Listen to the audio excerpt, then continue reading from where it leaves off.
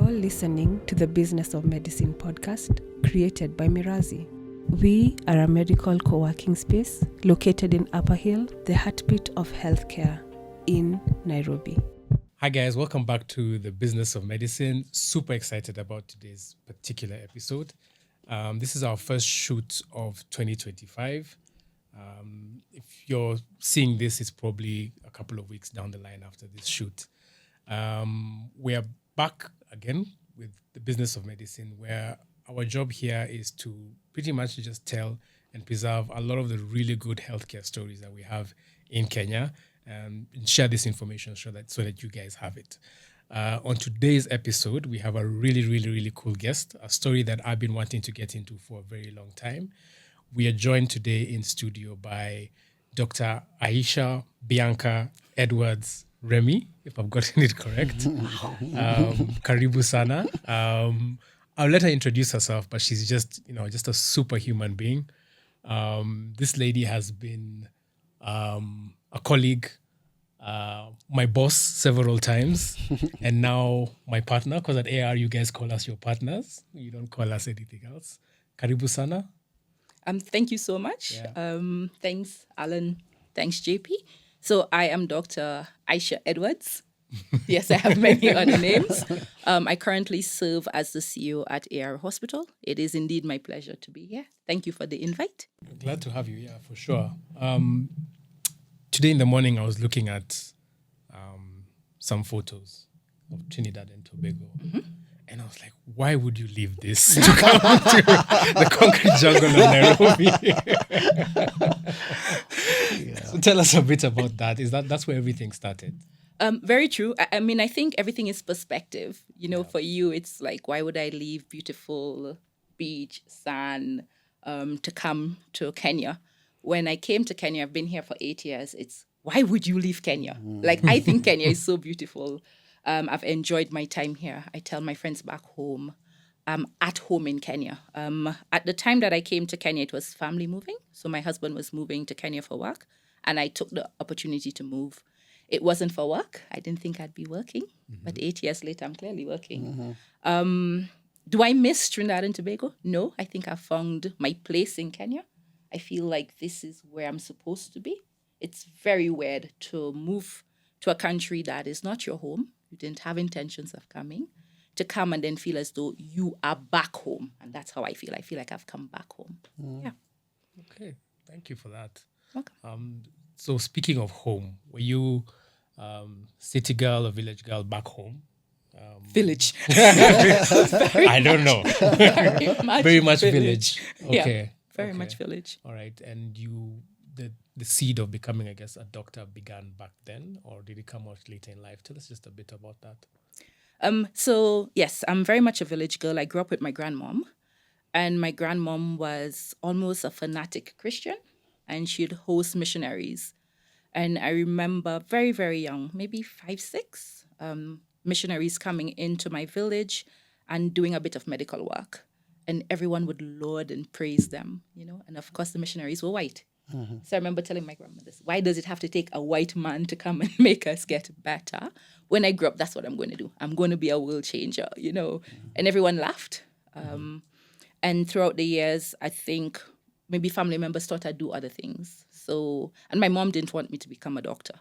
So she pushed everything my way, architecture, law. But throughout it, I stick to medicine. I have no regrets for being a doctor. I think it's what I was called to do. And therefore, my transition in the healthcare space has been an interesting one. Mm-hmm. But I think this is what I was made to do. I'm doing what I was called to do and made to do.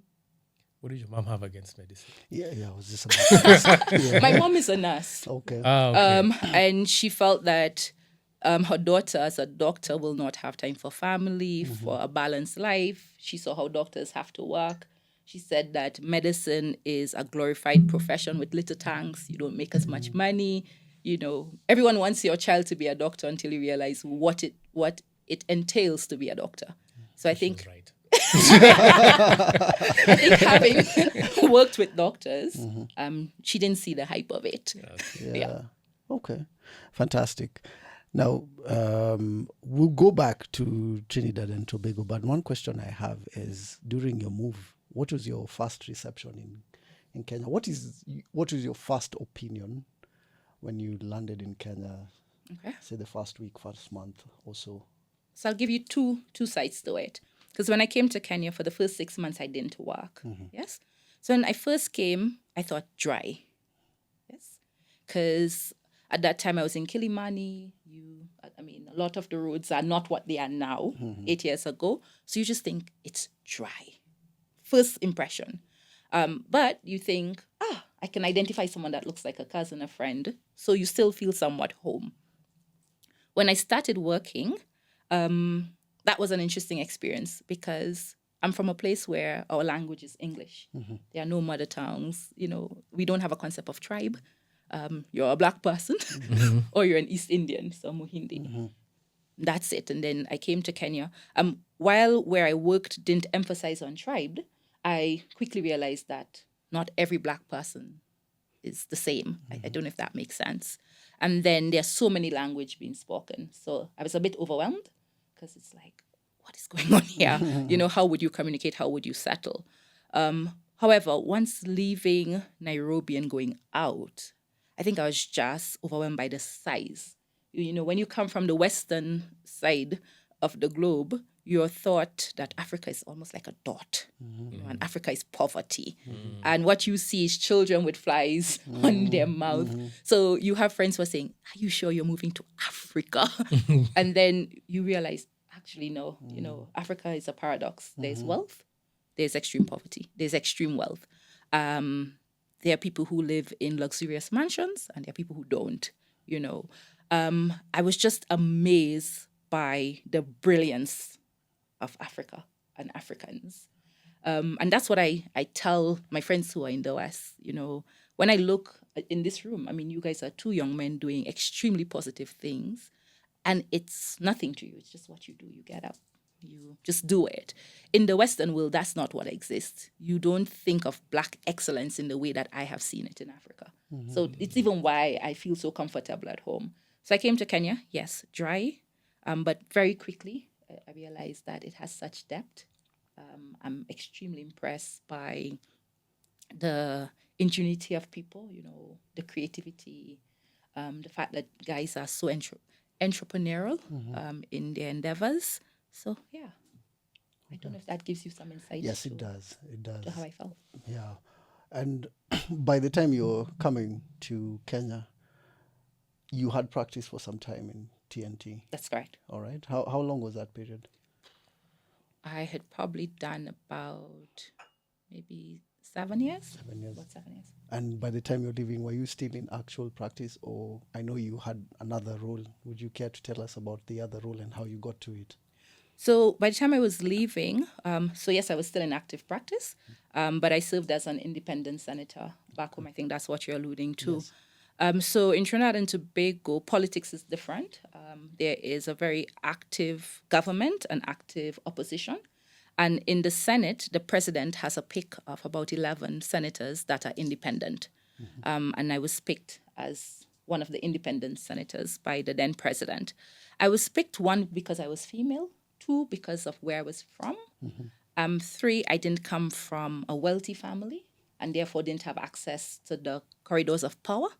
And the president believed that there are some people, if they do have access to that corridor, they can do great things. And when he met me, he thought, you're going to do great things. So let's give you that opportunity. It was quite a humbling opportunity. But I think, as in many things in our lives, it prepared me for the next thing that I was going to do. It wasn't a full-time thing, being a senator. So it's one of those things where you go for sittings. So it's once a week.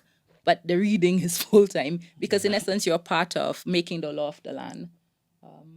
Because laws are ascended to Senate. So you have to read all the bills beforehand, and you're not there to be a wallflower, so you have to read and be able to participate in the debates, etc. Okay.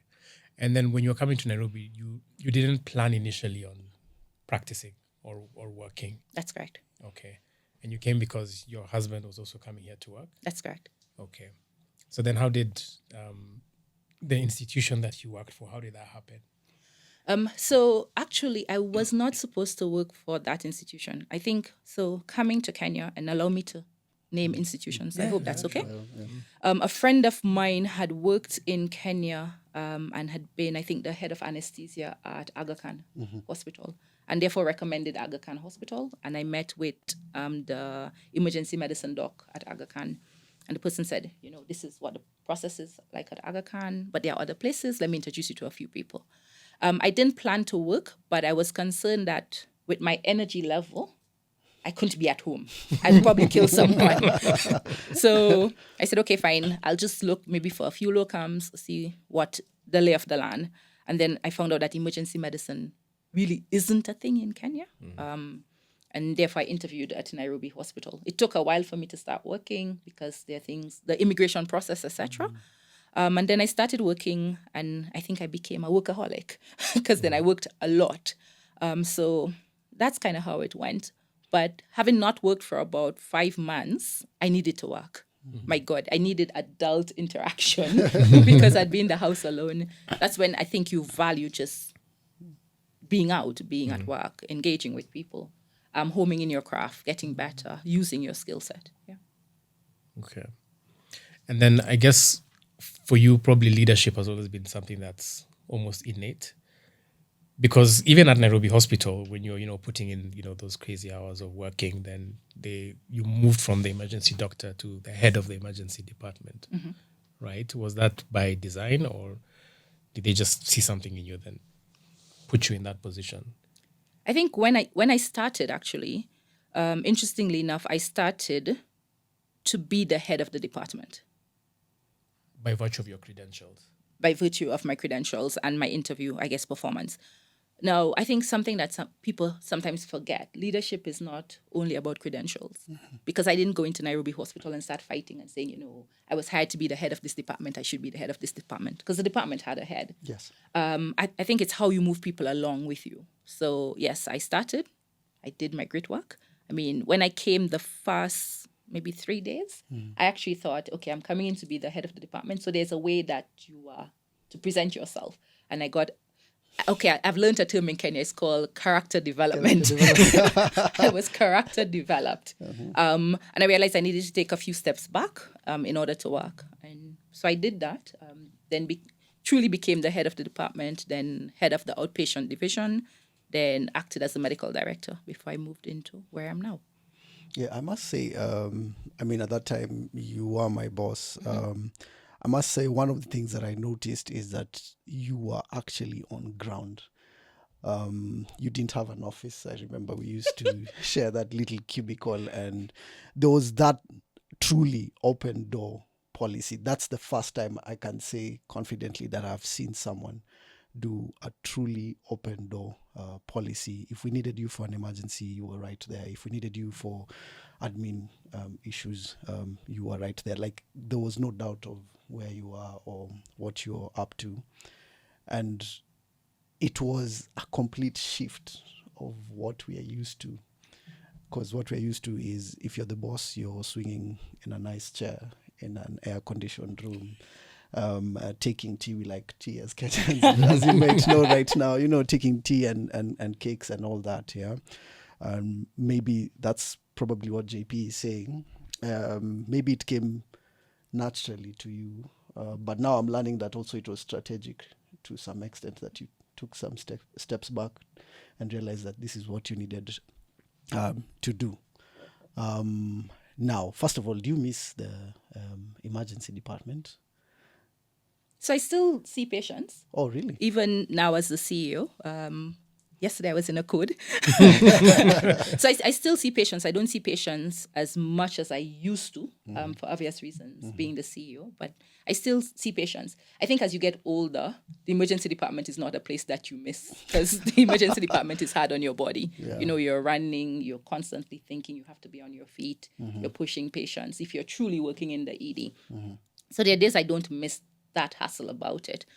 When I miss anything, I miss the mental challenge, because you have to be prepared for anything that can come in, because there's no script to say today a patient will come in with a heart attack, or you just don't know what will come in. So that part of it I miss.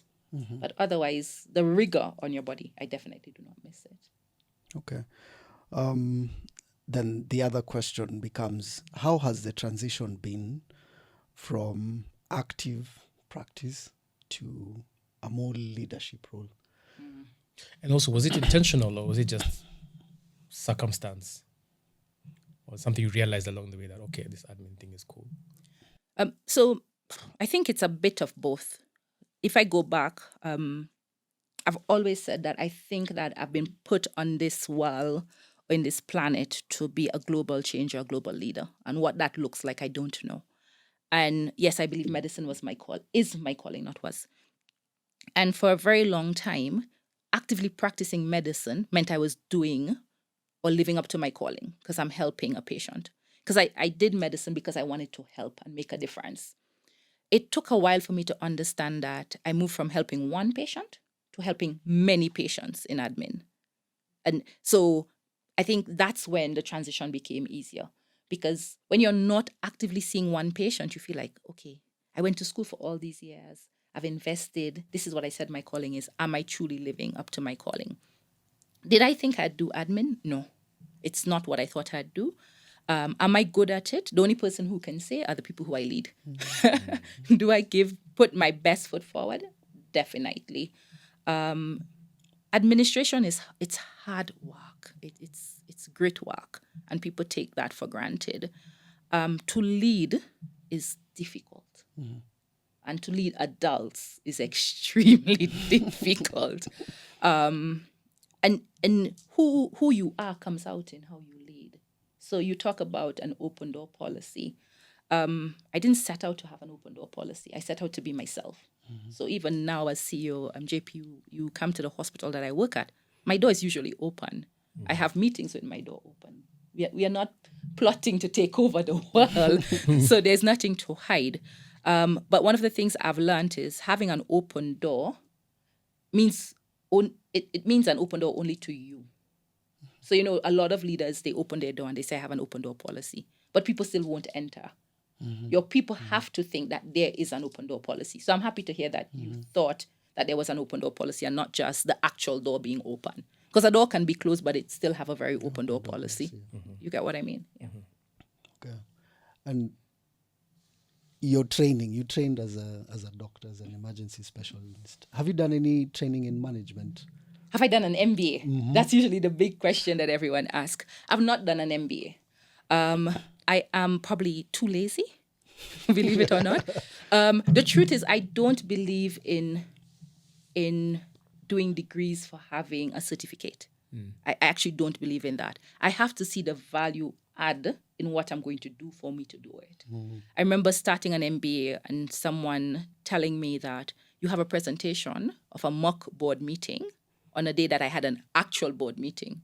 And then being told, if you don't come for the mock board meeting, we'll fail you. Allah, I have an actual board meeting, And then I feel like currently education has changed so much because there's so many courses online. Recently, I was seeing a course on LinkedIn, finance for non-finance managers, those type of courses. I think those have helped a lot. I've had good coaches and mentors who have held my hand throughout my journey. So, yeah, I don't have an MBA. Do I plan to do one? No, please. If anyone is seeing this, please do not pressure me to do an MBA. It's not one of the things that's on my checklist to do. No, I only ask that because I find it amazing how you've been able to navigate that field of management without having... Because that becomes a big deal. And like you said, a couple of people have asked you whether you have an MBA. The expectation normally is that you have some training in business or leadership. Very true. But I guess to you, it comes naturally. So I don't know that it comes naturally. Maybe just a few things. I think at every point, and let's use my Kenyan experience now, at every point in Kenya where I have moved up a rank or been promoted or shift into admin, it has been because of my dedication at my current post. So as head of the emergency department, I worked very hard. So when there was an opportunity for an acting medical director, when you looked around, based on that institution, what they needed was someone who was present, who they think would be present and guide. And therefore, I fit that bill. I left acting medical director and became the medical director of AAR Hospital, which was a new hospital. And what they wanted was someone that will not sit in an office, but someone who will be on the ground, teach people, handhold, help build systems. And I had demonstrated that in my previous role. At AAR, when I became CEO, again, it was wanting someone who will step up and help the business at a pivotal time to turn around. So I think it was not just about paper, but having a reputation for delivering. And I think that's what I've been able to do. I've been able to show that, listen, this young lady shows up and she works. I think, Mukusi, it goes back to the conversation we were having before about you can't lead a business if you don't know the business. Yeah, Absolutely. so I think that has been what has moved me from one step to the next. Just being present, being on the ground, knowing the business, knowing the people, so that when the opportunities come, I've demonstrated that I've been able to do it, even without a title. During literally every guest we've had on here always had a COVID story, because it was a pivotal time for a lot of people, and it was kind of like a mind shift or some kind of shift happened in their lives that led them to the places where they are today. I want to assume that it's similar for you, because if I was at Nairobi Hospital during that COVID era, and there were a lot of unsung heroes during that time. There were a lot of things that went on, a lot of steps forward in terms of managing the pandemic, and you were part of that. And then soon after that, you transitioned to AAR. What did you learn during that period? Before your lessons, what were it was a challenging period. What were your biggest challenges during the COVID period? On a personal level, because you are still relatively new in the country, I want to say maybe a year or two. Was it 3? even 2 years? It was 3, yeah? Yeah, I came in 2017. 2017, okay, so about 3 years. So on a personal level, if you may, and now in your role, at that point you were assistant medical director, if I got that right, yes? In your role as an assistant medical director in a reputable institution, the Nairobi Hospital, what were your biggest challenges and what were your lessons? I think they all tied into one. So COVID, just as a pandemic, was scary because it tests. As an emergency doc, you're probably the person who's going to meet up COVID patient fast. Yes. So you're asking yourself, as the acting medical director, do you really want to be on the forefront to see patients? Or is this the time that you're going to step into your admin role nicely so that you protect yourself? That's where your ability to be selfish, you start checking, am I as selfless or am I selfish? So that was the first thing. And then the uncertainty of, you're in Kenya, are you actually prepared when this disease hits Kenya? Because people started talking about COVID in Kenya around Feb 2020. 2020, yeah. But the truth is, COVID is 17th November, my birthday, 2019. And as an EM doc, there's a lot that circulates in our groups. So I started knowing about it before it hit Kenya. On the home front, you are in a country where it's just you and a spouse. So you are concerned about your family that is outside of Kenya. People are dying. You're also concerned what happens if you need support in Kenya because you don't have that family. Well, yes, you have a family, but you don't have the blood relatives. So on the home front, it was a bit scary. My husband is in tech, so they quickly work from home. And I think for the first couple months, I actually asked, do you guys even work? Why can't I work from home? But I learned with time that they do. From the professional front, as an administrator, I needed to, protect the staff so that we reduce the opportunities for staff being exposed and getting COVID. And I was very happy in my time. No one got COVID and no one died while I led clinical services at Nairobi Hospital. So that's one. 2, making sure that patients who come in are safe. But a big thing that people don't talk about from COVID was making sure that at Nairobi Hospital, we didn't fire anyone or reduce their salaries. A lot of hospitals, I don't know if you guys remember, we had reduced salaries, they let staff go. And for us, we really used our brains and our staff had full salaries. We didn't let anyone go. we actually increased the number of There were staff that we bonus- had. And there were bonuses. And there I were remember. bonuses. Yeah. You are welcome. You're most welcome.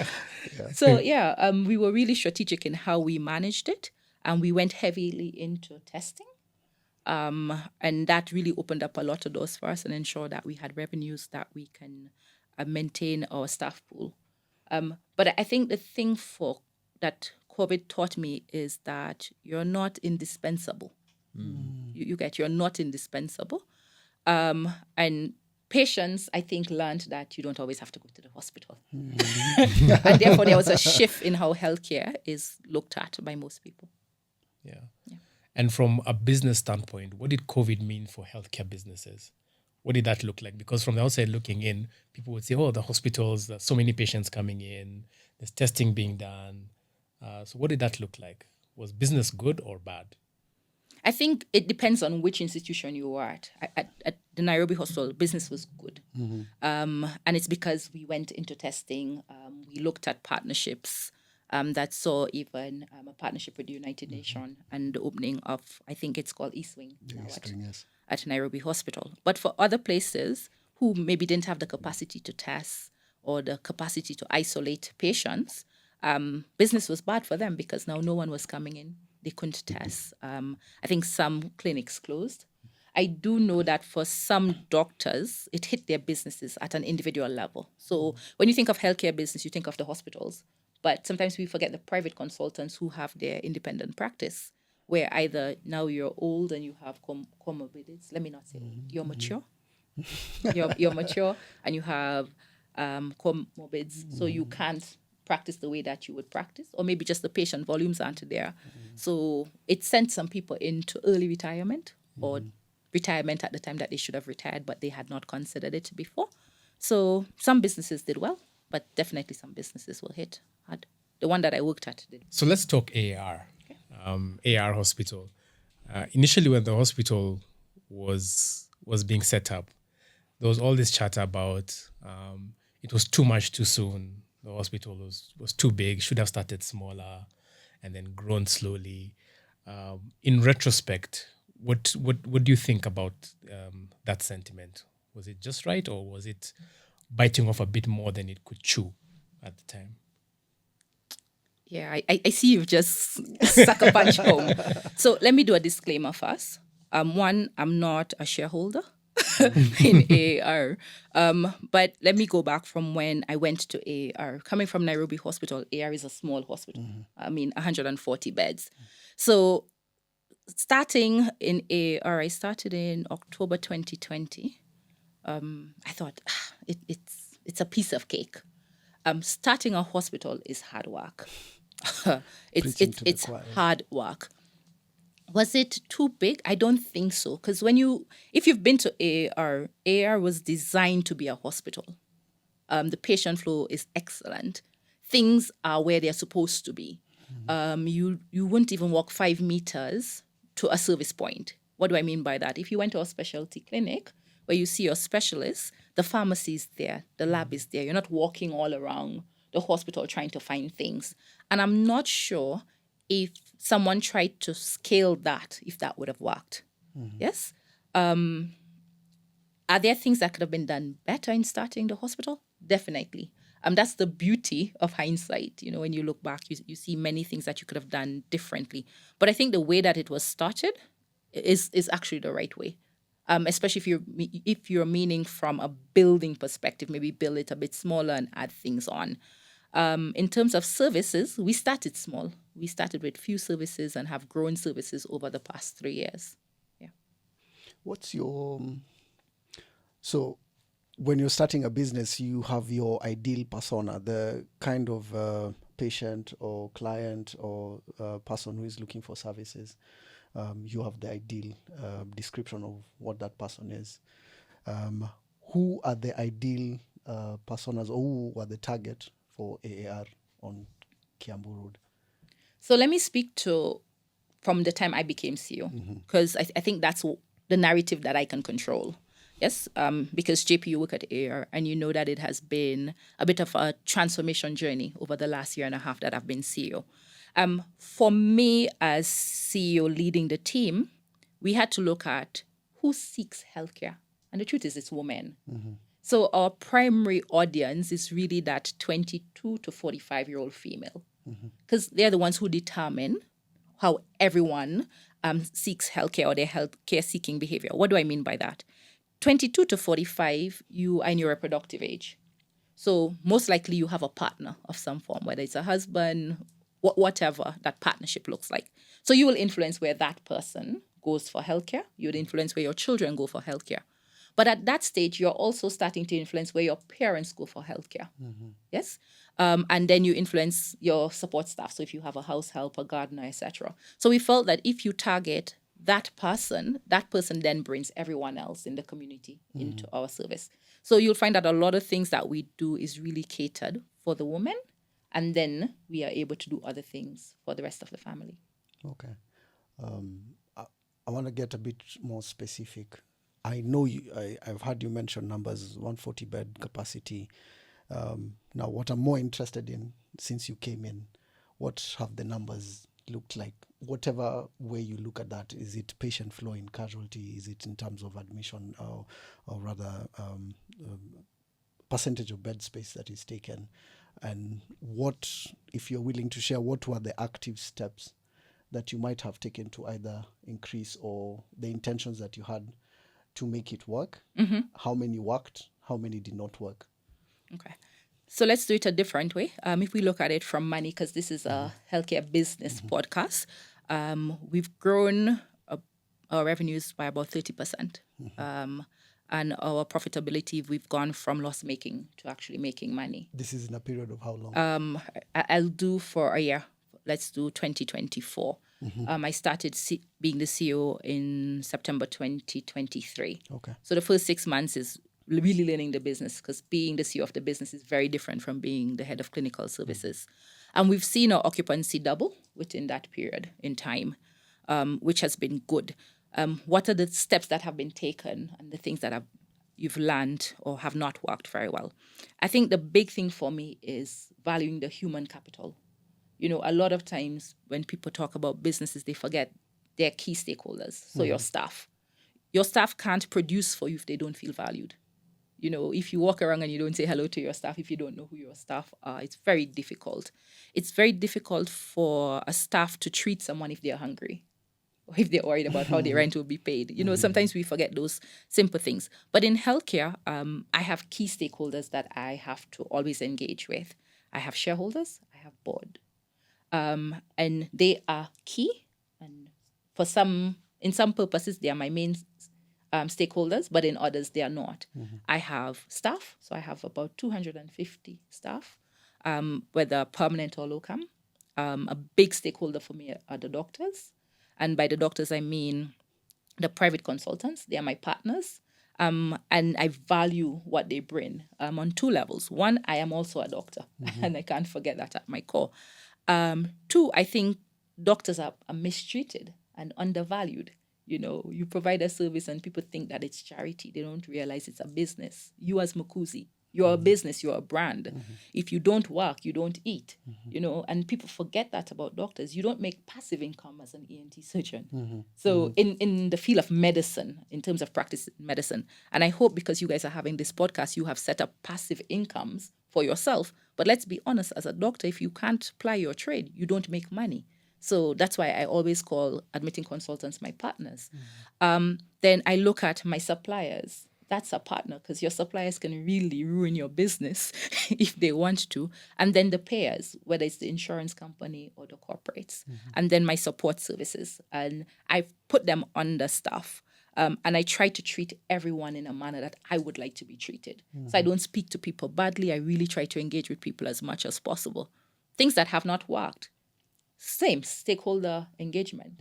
You know, my personality is one where if I've said it, I've said it. I don't need to repeat it 3 times. That doesn't always work. So you quickly learn that, you know, that may not work. I had to learn, and it's very humbling, that not because I've said something means it's going to happen or someone is going to do it. I had to learn that as a leader, you listen more than you speak. Maybe you say, okay, guys, this is where I want to get to. And they'll come up with the way to get there. And they'll come up with a better way than you can think about. So I'll give you an example. One of the things that I wanted to do, and then at some point became necessary that I needed to do, was to find a way that consultants can see how much is owed to them and their payments, etc. And I had great ideas of, you bill an app and the app can go on your phone, and beautiful ideas. And it didn't matter who I talked to, nothing was moving. And there's a young man, and I'll call his name is Hilary Minor. He joined the organization as my executive assistant because he has data skill, and I wanted a data person. I wanted someone who can analyze data and help me make better decisions. And one day, casually sitting with him, I said, you need to help me find someone who can bill an app. And he said, for what? And I said, because I want doctor's payment. And he said, doc, it's October. You get it by December 20th. So I said, when am I meeting the person? And he said, you've met the person. And that was it. And JP, I hope you've used the app. He's built that app. Yeah. So I've learned that sometimes it's just telling someone where you're trying to go. And they will navigate that space for you. The human capital will get you everywhere. As a doctor who did not have any experience in finance, I think that was my next challenge, just understanding that. What do you prioritize when? And how do you ensure that you don't show favoritism, whether it's in doctors' payments, whether it's in suppliers' payments? I think those are the big challenges. Were there challenges around patients? Definitely. How you handle patients as a doctor is very different to how you handle patients as a CEO. So, yeah. And all of that comes back to stakeholder management. I think being a CEO is being able to manage stakeholders. So my challenges are always around that. Are you engaging enough? Are you engaging too much? Are you listening, et cetera, et cetera? The doctor's payments, they're always such a sensitive issue. Yes. And, we've sat in a bunch of those meetings with the consultants, and you can know how the WhatsApp groups usually light up when it's time for that. Yes. But ever since from your role as medical director to acting CEO to now substantive CEO, you've always stuck your head out for doctors and always been very forward with what the position is and what's going on. To some point, I think even you've been told, okay, this is not your question to answer. You need to sit back. So how do you go about handling the doctor's payments? Because if the doctors are not happy, then the facility struggles. But then the facility also needs to remain open for the doctors to be able to have somewhere to practice. It's a very tricky cycle. Yeah. And actually, just to add on that, maybe part of what would be of use to understand, because some of the people watching the podcast are not necessarily doctors, they're actually patients. So it would be good for them to understand how does it move from them tapping their card on the Slade or smart systems at Casualty or wherever to how their doctor and their nurse and the hospital and the lab gets paid. Because I think some of them think like as soon as that card is tapped, the doctor is paid or whoever else is offering the services is paid. And you and I, or all of us here know it doesn't really work that way. So maybe it's if you're able to just explain that chain. Okay. And then you can tell us now how you manage the doctors and your other suppliers. So let's go back and look at payments in two forms. So you have patients who pay in cash and patients who, in essence, pay on credit. I think that's the easiest way. Yeah. So I think cash payment, everyone thinks because a patient has paid in cash that I'll be paid right away. Yes, whether it's a supplier or a doctor. And that's actually not true because there's a cost of doing business. So you may find that a patient has come in, they've seen you as Alan and they've paid cash, but I probably need to pay the electricity for the hospital. So I may not pay you that money right away. And I think that's what most hospital does. What is the best way to deal with it? Cash payment, you don't mix doctors' money with hospital money because there's always a hole. So you're always trying to dig yourself out of a hole. In terms of credit is the most interesting, dynamic, complex. Hey, credit is difficult. So you think about a patient who has insurance. They've paid for their insurance, yes? And they assume, and I'm saying it's an assumption, that because they have this insurance, that their bills will be paid. And that is not always the case. So let's use myself as an example. I'm a patient. I have an insurance. I have paid a lot for this insurance. And I present myself to AAR, and they tap my card, and I have this benefit. And I've called in JP. JP has come in. He has put in a pre-authorization. And he says, my bill is going to be 50K. And the insurance says, yes, it's going to be 50K. We have approved for 50K. And he proceeds and he does his procedure. I've gotten my procedure done. I've gone home with my medication. And to me, the patient, I've done everything. Yes? But you guys in the room, and maybe some people listening to your podcast know, that's just the beginning of it. Because there's this thing called reconciliation with the insurance company, where the insurance company, even having sent that LOU saying that they will pay, can come and say, 50,000. According to the Kenyan Medical Board, the fee you should charge is 25,000. You get. And now the hospital is there trying to negotiate the doctor's fee. At AAR, we deal with the insurance for the doctors. Some other hospitals, the doctor face the insurance themselves. And as doctors, we are human beings. So we always have a colleague who can do it cheaper than us. Yes? Or the insurance company make us think that we have a colleague that can do it cheaper than us. So sometimes there's that negotiation where that doctor's fee may not be paid in full. Sometimes it's not paid at all. Sometimes it's cut, whether it's 50%, 25%, 5%. And then now as the hospital, you have to now have that conversation with the doctor. That, Daktari, I know that you said 50K and I know that you got an LOU. However, insurance X has said they will only pay 20. And depending on how you've been interacting, there's no trust. So the doctor says, no, And then the doctor calls the insurance and the insurance says, no, we will pay every, there's that vicious cycle. So what have I tried to do about doctors' payments? One, I believe in candor. Just knowing how much is owed to you. It's even why we set up the app. It's important that a doctor know how much is owed to them. I learned that the hard way when I worked at Nairobi Hospital. There are many doctors who don't know how much money is actually owed to them and how much money is out there. And it's so much of a hassle to reconcile that there's money they probably will never get because they just don't know. And I thought that's unfair.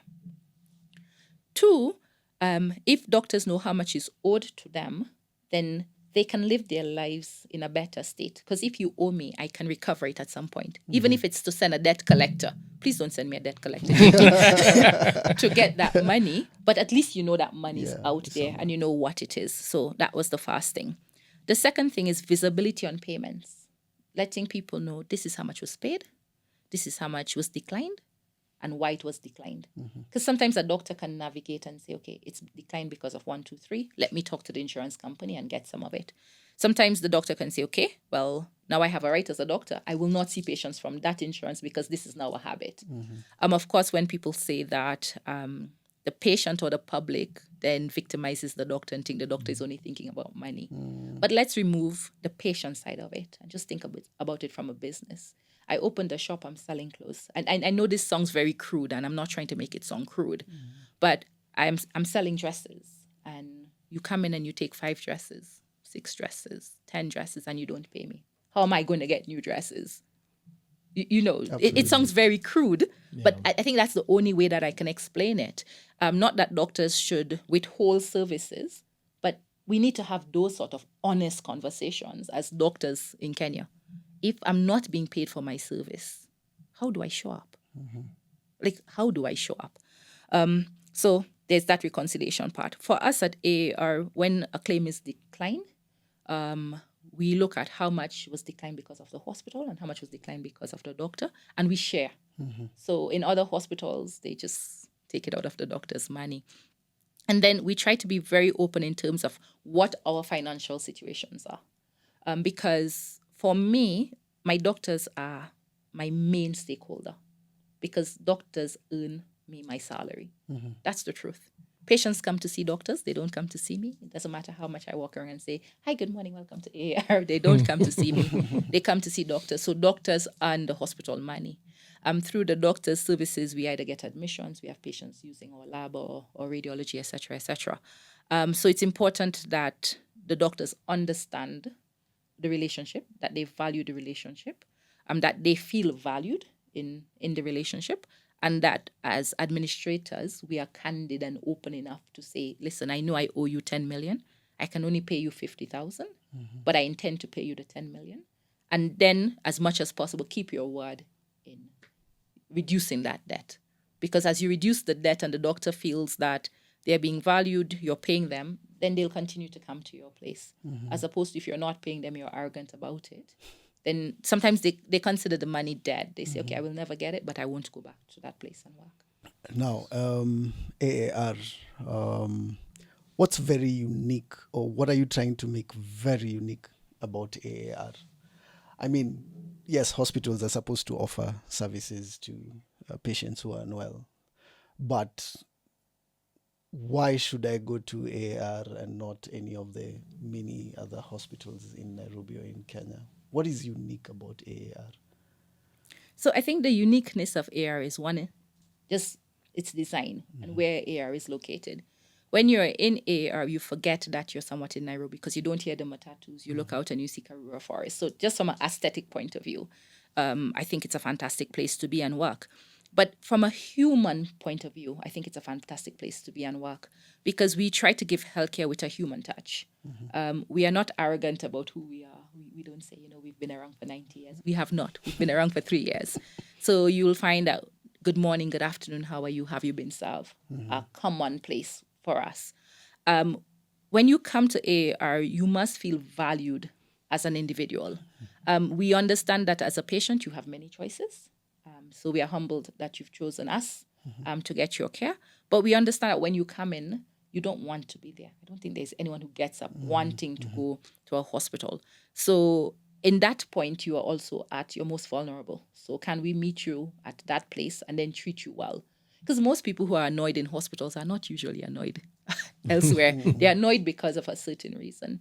And then we really try to be efficient and we listen. We really listen. We get really harsh feedback. And people are usually surprised that when we get harsh feedback, we still call. I call patients. As you rate AAR 1 star on Google, I will call you. I want to know what was your experience. If I see you in the corridor and you tell me, by the way, Dr. I'm having a bad experience today, I want to know why. I stop doing what I'm doing and I try to sort your issues out. So I think that is what makes us a bit different. We meet you at your need. There isn't the CEO, so you can't access the CEO or the medical director. Everyone treats you the same way. Sometimes you're even surprised who the CEO is in the hospital. Open door. And sorry, just right following that, the other thing I have seemingly noticed is you have a relatively young staff. Definitely. I'm very proud. Definitely. So, I mean, there's arguments on both sides for and against it. On one end, I don't know, you've been in Kenya long enough to know that in Kenya, the belief is the older the doctor, the better the doctor is. Okay. And then on the other end, you have you're injecting agility, you're injecting new ideas with the younger staff. Yep. All right. And I know you've worked in places where you've experienced both. All right. If you had a choice to pick, which one would you go for? Or what are the strengths and weaknesses of both? So a doctor's career is, what is that called? Is it a dome? Yeah. Yeah, it is. So in the beginning, you have no skills. You're just eager. In the end, you have no skills, nor are you eager. Yeah. Okay. And I think doctors forget that. There's a sweet spot in which a doctor peaks. Yeah. And the question to doctors is, when you peak, have you started looking at the point where your career is going to decline? Are you bringing up young people into practices, so group practice associates, etc.? Are you training? Who's going to take care of you as you get older? Just a question in case there's an older person listening or a mature person listening to this podcast. So at AAR, we actually have a mix. We have definitely more younger doctors, But we do have more seasoned, mature, experienced consultants. Younger doctors embrace technology more because of how they've been trained. Older doctors have the wisdom to see things that maybe our youth prevent us from seeing. But for us, it's not just from a doctor's perspective. Our staff is a younger staff, and that's intentional. If you look at many hospitals, people hire their relatives, someone who had worked somewhere before. Yeah, but what did they do at the place they worked before? That's why every hospital is the same and no one is doing anything that's groundbreaking, because you're just moving the same idea from one place to the next. Young people are coming out with fantastic ideas. When do they get an opportunity? If I'm not a doctor's child or I've not worked at the Nairobi hospital, when do I have access to that corridor of power? If not at AAR. You get what I mean? So it's an opportunity to give guys out of school an opportunity to come and show what they can do. And they've done a fantastic job. The beauty of youth is that when you're doing something and you realize it's not working, you can quickly change. Let's be honest. We know institutions where they know what they're doing is wrong. Mm-hmm. They just don't have the capacity to change because this is what we know. Mm-hmm. This is what we do. Yes?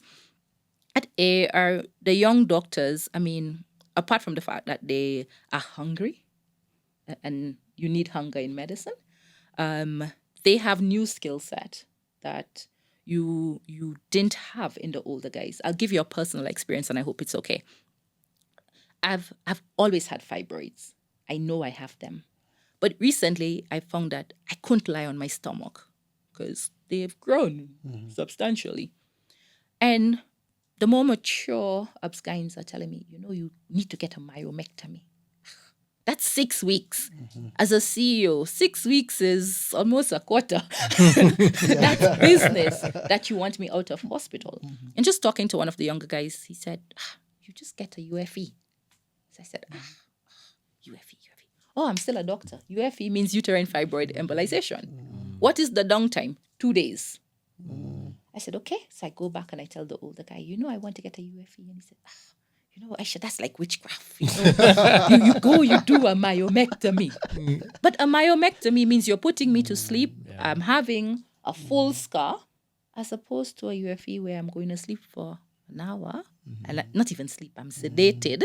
I go home. I go back to the gym. I go back to my life in under a week. Do you see the difference? Yeah. Just think of the number of women in Kenya who are having myomectomies, open myomectomies. And then to make it sweet, we say, but no, you can do it laparoscopically. It's still a 6 weeks downtime. So I think that's the difference. If I look at JP, JP, you have a IG page, and I stalk the page nicely. So we are redefining words, stalk nicely. There are things that you're advocating on that page that is not advocated by all the plastic surgeons. Like I was seeing laser liposuction. Yeah. I was like, ooh, laser liposuction. So, you go and you Google, but let's be honest. If I go to Professor XYZ, we are not getting laser liposuction. What is the downtime? What is the cost? Even from a payment perspective or the cost of healthcare, we forget that when a patient is in the hospital, it actually costs more than a patient who has ambulatory care, which is daycare. So it's those kind of things that youth brings that sometimes we don't get with the older doctors. Not that we are trying to phase out the older doctors, because they do have experience that we need to learn from, but we are trying to find a harmonious balance. Yeah. And while we're still on the different things that AAR Hospital has done, you'll correct me if I'm wrong. Yes. But when I joined AAR, I was told that the hospital is very eco-friendly. There's something to do with about how the water is recycled and how the grass is watered and some hydroponics. And then I think there's a fish pond somewhere. Okay. And then one of my patients saw the sockets in the hospital, and there's something about the sockets being red that means something. Could you speak to that? Because I've never seen this in any other hospital. So for us, ESG is a big thing. It's how we were built. ESG? So environmental, social, and governance. Okay, got you. And there are different parts of it that we look at. In terms of just the environmental part of AAR, so yes, we have a water treatment plant. So we use a lot of the water that comes from the bathroom, etc., for watering grass, etc., etc. We have solar, so that we try not to only use KPLC or generator power. We rely heavily on solar. And I think you're talking to the fact that for us, we've earth wired a lot of our system. And that I can't explain. That's where the biomed comes in. I just know that I plug my laptop into the red socket and not the white socket for various reasons. But as a hospital, I mean, there are fantastic things that we're doing. I know our support services is now looking at how do we do recycling at the hospital, because those are big things for us. So as a hospital, the way that we were built to be friendly to our environment, and the way that we are governed to raise women leaders. So if you come to AAR, I think out of 6 senior managers, there's only 1 guy. The rest are women. Yeah. So those are intentional things, just from our shareholder all the way down. Yeah. Culture, company culture. What does that mean? And what does it mean to you? And then how do you institute it? Not necessarily in relation to AAR, but just for people out there who are setting up their hospital practices, their businesses. What does it mean, and how do you get it through? So culture is who you are, how you do things. It's your DNA, yes? And the truth is, culture starts from the top, yes? So if you go to an organization and the staff is rude, possibilities that the leader is rude. That's the truth. Most people don't think that, because how you lead is how people show up. What does it mean for me? I think it's important that in everything that you do, you're authentic in who you are. Yes? Because when you fake it, this fake it to make it. When you fake it, it catches up. What do I mean by that? If you're not normally polite and sweet, and you pretend to be polite and sweet, at some point, at the worst point, is when it will come out that you're not polite and sweet. You break character. You break character. It's better if you are known for being harsh, because then guys just know, Makuzi's harsh. We were talking about a CEO that we know, that we said, this person is a no-nonsense. But you can look back and say, even in their no-nonsense-ness, this is what they stood for, as opposed to pretending to be nice and then behind someone's back, you're doing something else.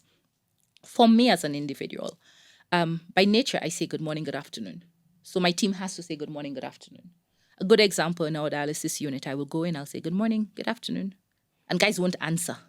And I'll be like, what's wrong with Kenyans? Good morning. And then eventually guys would answer. And one day I went in and I didn't say good morning. And the unit, now the patients were like, good morning, Dr. That's when you know your culture is working. Yeah. Culture is not just what you say, but what you do. And culture has to permeate everyone. So there are usually interdepartmental cultures, yes? But overall, your culture should permeate everyone. So what I speak to as culture for AAR or for my family, because we also have family cultures, should be what my SMT speaks about, the departmental leads, all the way to the cleaner. And a good way to dipstick the culture is to check the security and the cleaners. Not me. Go see how the security talks to you. See how the cleaners work and behave. Because that gives you an idea of what kind of place it is. So I hope if someone was to dipstick AAR, they'll find that, one, we are genuinely honest, we are polite, we greet people with a smile, and we are authentic in how we deliver our service. Yeah. Yeah, I was just about to ask that, if you were to define AAR culture, and you've answered it: honesty, authenticity, and politeness. Always. Yeah, and those are very pivotal in the service industry. Definitely. Where do you see AAR in the next 5, 10, 15 years, or should I say 90 years? AAR Hospital.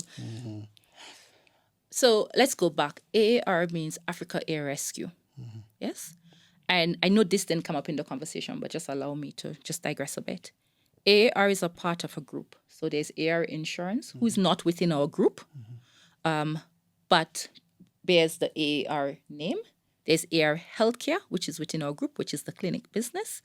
And then and this is in Kenya, but there's AAR Healthcare, so clinics in Uganda, and then there are 2 hospitals that are part of our group, which is HHI. But if we look at just the name AAR, Africa Air Rescue, it means that AAR, the brand, can permeate the continent, because you can put AAR anywhere on the continent and it be well placed. Just think about that for a minute, because most hospital, if you are Nairobi Hospital or Nairobi West or Nairobi South, you can't go and put Nairobi South in Kampala. You probably won't get a buy-in. I think what I see for AAR is a really bright future. AAR is owned, it's a for-profit organization owned by private equity and DFIs. And I'm sure at some point they will sell or recycle, etc. And I'm looking forward to that aggressive entrepreneur that will take over the AAR brand and grow it across Africa. Because why is it that India or South Africa is the only place that can have chains of hospitals that are excellent? Why is it that one cannot start from Kenya and grow out? And that's my challenge. Maybe there's someone out there who's thinking, how do I invest in healthcare? And if my shareholders are listening, I'm not trying to sell your hospital. But, just someone who's aggressive and say, I want to build that brand. I think Kenya and Africa has a product that is fantastic. You think that healthcare in the US is good? It's not. What you have here is fantastic, and the opportunity to grow it and sell it, but it's just how it's packaged. So I'm looking forward to 15 years when someone has taken over the brand, package it well, and put it across the continent. Because that's where I see it going. More hospitals, more clinic, having that sort of name. People talk about India, Apollo. Why can't you think Africa, AAR, So whoever is listening that has that vision, hopefully they can talk to the right people. That sounds very exciting. I think it is. Sounds very, very exciting. That's beautiful. This has been amazing. Thank you. Yeah, I mean, we could go on and on and on and on, but like all good things, this one too has to come to an end. Dear listeners, thank you so much for logging in and watching this video. Today we had Dr. Aysha Edwards, one of our former bosses, a friend, a fantastic leader, and just a lady who is breaking barriers. I hope you enjoyed the episode. There's so many nuggets from the episode. Talk about COVID lessons learned during the COVID period, building a company culture, and many, many other things that are joined in there. Thank you. You have been very vulnerable with us. Yes, something that doesn't come easy to most people, but we do appreciate that you've shared even actual numbers, because we've also discovered over time, and that's one of the big reasons why we started the podcast is because healthcare business is shrouded in mystery. Guys don't understand how doctors and hospitals get paid. They don't know how much money is actually made. And you've talked about your figures in terms of growth. And I must say you're doing a fantastic job. As one of the young doctors, I'll be joining or looking forward to joining AAR soon, if you will have me. But thank you very much for gracing us with your presence at the Business of Medicine. Thank you for having me. I really wish you guys well. I pray that your borders continue to expand, and not just as a podcast. Just sitting here today, you guys, there are so many opportunities and so many ways you can grow your platform. So I really, really wish you guys well. I look forward to your growth. I semi-stalk you on IG. I will start stalking you on IG. And you're definitely welcome to AAR. Don't delay. Just come by. We'll be very happy to have you. It was an honor being here. Thank you so much for the invite. Thank you for honoring it. Definitely take you up on Anytime. that offer. There you have it, folks. Business of Medicine. Keep it locked. We have a lot more coming your way. See you next time.